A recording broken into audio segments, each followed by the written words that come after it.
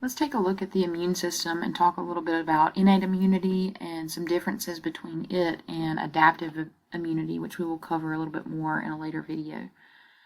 So the immune system is not really an organ system, but instead it's a group of cells and mechanisms that are going to help defend the body against pathogens. And pathogens are things that could potentially make you ill, things like bacteria or viruses, for instance.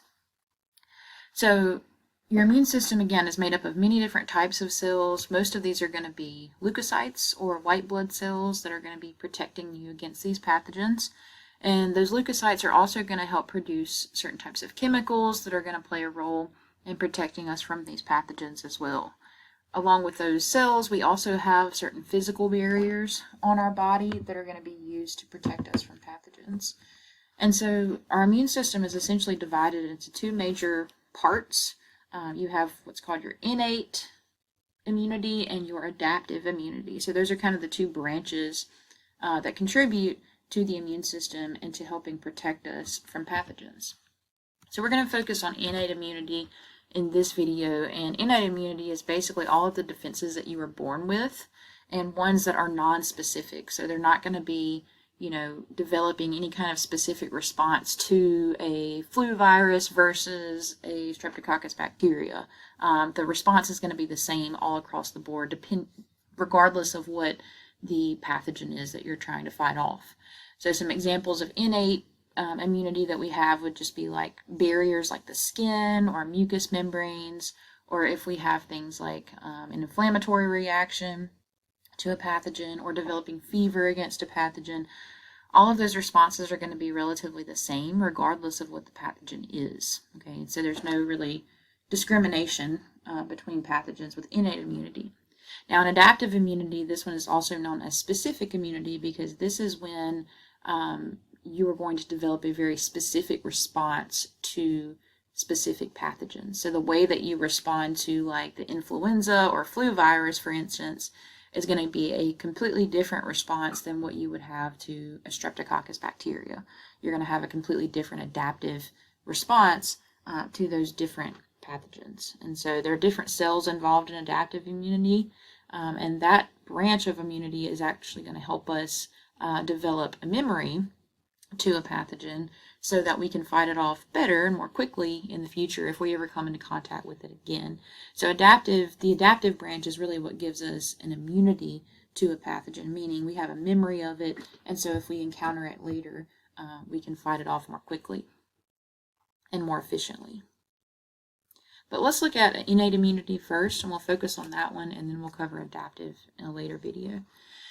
So one of the things that contributes to innate immunity are going to be physical barriers, and these can consist of things like your skin. Obviously, we know that the skin is a very effective barrier at keeping things like bacteria out of the body, and that's because epidermal cells in the skin are joined together by tight junctions that holds these cells very, very tightly together and prevents things from being able to pass through very easily. So it makes it very difficult for bacteria to be able to actually penetrate the skin. We also have secretions on the skin like sweat and oil, which helps prevent or inhibit bacterial growth. Along with skin, we also have mucous membranes. Mucous membranes line a lot of our internal body cavities that are exposed to the outside.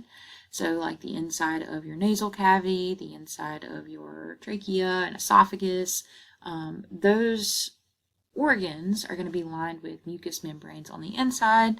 And that mucus is going to have some, enzymes and things in it, antibodies as well, that will help kill bacteria when they come in contact with them, or at the very least help trap those bacteria so that our immune system has time to respond to it, right? So that we can kind of break it down before it gets deeper into the body.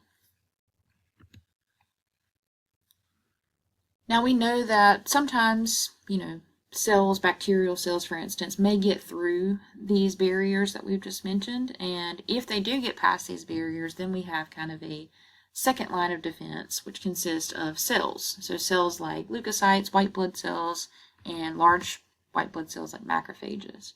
So some examples of leukocytes that we've already talked about in the blood chapter are neutrophils. Neutrophils move to a site of infection. They're really the first ones to get to the site of an infection. and they can phagocytose bacteria or eat bacteria. They can also produce chemicals that are toxic that can help break down the bacteria as well when they come into contact with them. Now, this is not really a specific defense. They're just going to kill any pathogens that they come into contact with. So again, this is still part of that innate branch. Eosinophils are another type of leukocyte. These are going to be involved in killing parasites that are too large to phagocytize. So they're going to secrete substances like hydrogen peroxide and certain toxins that can break these parasites down and digest them from the outside in, basically. Basophils are going to play a role in the innate immune response by enhancing the inflammatory response and enhancing the speed at which we can bring immune cells into that area of inflammation or infection. And they can do this by secreting things like histamine. Histamine is a vasodilator, which means it causes blood vessels to get larger. That's going to increase blood flow to the area of the infection, which is going to essentially pull more leukocytes, more white blood cells into that area to help speed up that process of breaking these pathogens down and removing them from the body. Basophils also secrete heparin, which is an anticoagulant. This is going to essentially make the blood thinner, so a blood thinner, which will also help speed up the flow of blood and get more white blood cells to that area of infection more efficiently.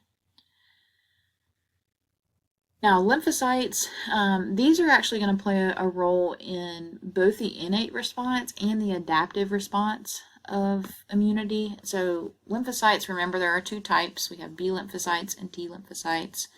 B lymphocytes are going to do things like secrete antibodies, which are going to help bind to pathogens and help flag those pathogens for attack later. T lymphocytes are going to play a very big role in the adaptive response. B lymphocytes as well, but T lymphocytes are going to do things like help us break down infected cells and destroy things like cancerous cells that could cause tumors or develop into tumors later in the body. Monocytes are going to play a role in this immune response too by helping to transform into macrophages.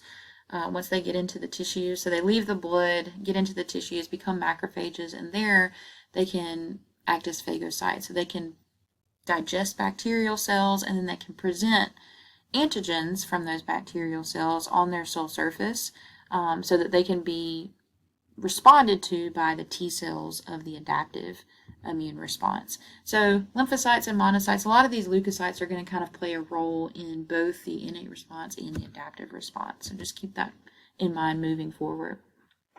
So again, macrophages, these are going to consume and digest microbes, other pathogens, any types of dead or cell debris that might be present in damaged or inflamed tissues. Macrophages are going to play a big role in helping to clean up any of that. So there are a couple of different types of macrophages that we'll talk about.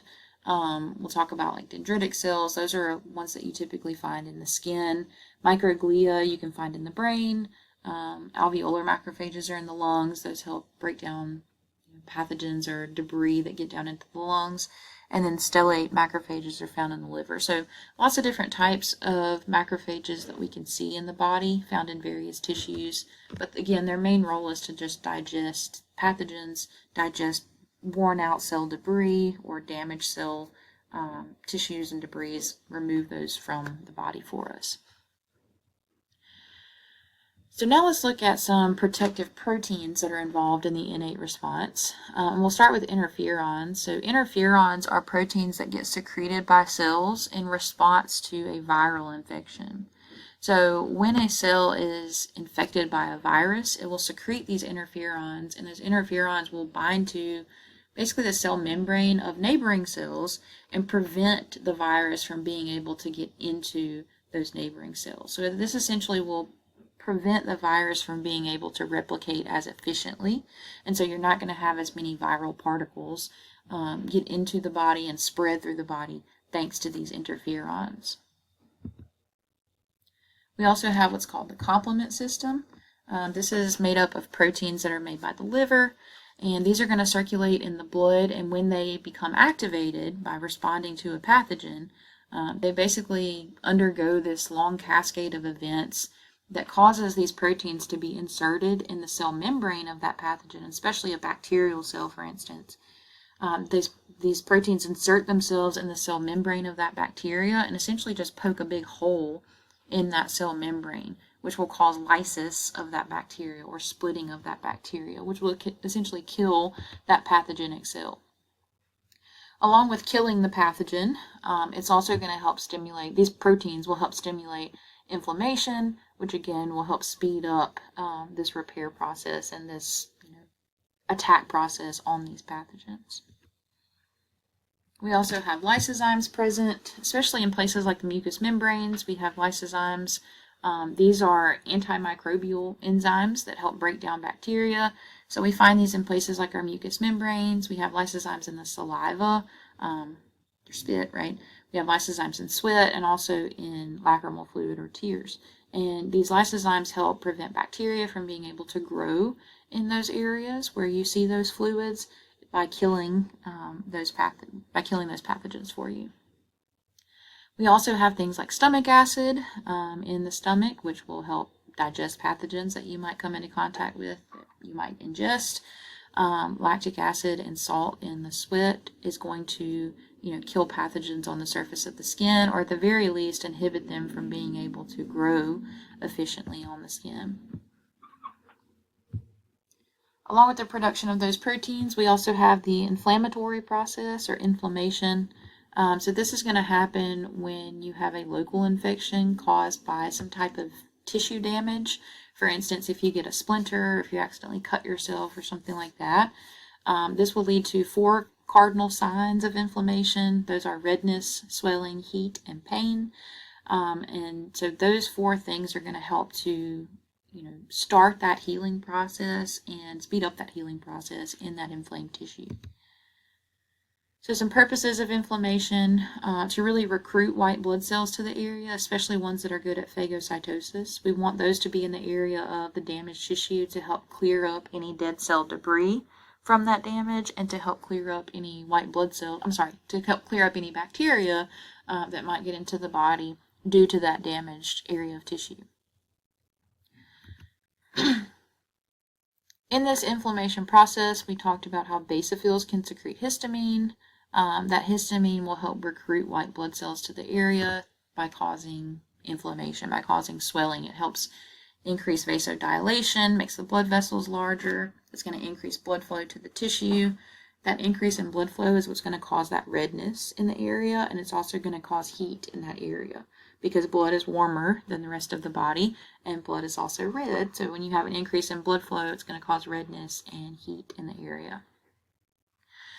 We know that those blood capillaries will also become more permeable, so that fluid can kind of leak out of those capillaries into the tissue. It's not necessarily that we want fluid to leak out as much as we want the white blood cells to be able to get out into that area of damage. But fluid also will seep out as well, and that's what causes swelling or edema in the area. That can make the area a little more difficult to move, or sometimes a little more painful to move due to that swelling. We also know that, as that blood flow increases to the area, that's going to bring things like antibodies, complement proteins, clotting factors, and white blood cells to the area to help with this repair process. So here you can see, like if you had a splinter in the skin, you can see the process of how these neutrophils, these white blood cells, will migrate to that area of inflammation. So what they do is they're essentially rolling along these blood vessels, and they will adhere to the blood vessel whenever they can sense there are chemicals in the area, inflammatory chemicals. So this process is called chemotaxis. These chemicals kind of draw this white blood cell to the area of inflammation. Now, once they adhere to the wall of that blood capillary, they can then squeeze through the blood capillary using diapedesis. So this is where they move like an amoeba. They kind of stretch their cell membrane out and pull themselves forward through that blood capillary membrane and into the area of inflammation. And again, they're drawn towards these chemicals, these inflammatory chemicals, which is going to pull them towards these bacterial cells, towards these pathogens, and the neutrophils will immediately start undergoing phagocytosis, eating these pathogens and sending them to the lysosome to be digested and broken down. Now, monocytes will come in during chronic infection. So let's say that you've had inflammation for a long time. The monocytes kind of come in towards the end of that inflammatory process and are used to help clean up dead cell debris, tissues, and help to kind of speed up the repair process. Fever is another part of the innate response, and so this is where you have an elevation of body temperature. This is caused by a release of something called pyrogens. Pyrogens are chemicals that get released by white blood cells whenever they start phagocytosing bacteria, and those pyrogens travel to the hypothalamus of the brain and basically raise your thermostat to around 102 degrees versus 98.6 degrees Fahrenheit. Now, the reason that we might want to do this is because when we increase body temperature, that can speed up the repair process by speeding up our metabolism, right? Increasing metabolic rate. That's going to help speed up repair. It's also going to help prevent certain bacteria and viruses from being able to replicate as well. When they get in those higher temperatures, it's going to inhibit them from being able to get certain substances from our body that they need for replication purposes. And so higher body temperatures help decrease the rate at which these bacteria and viruses can reproduce in our body.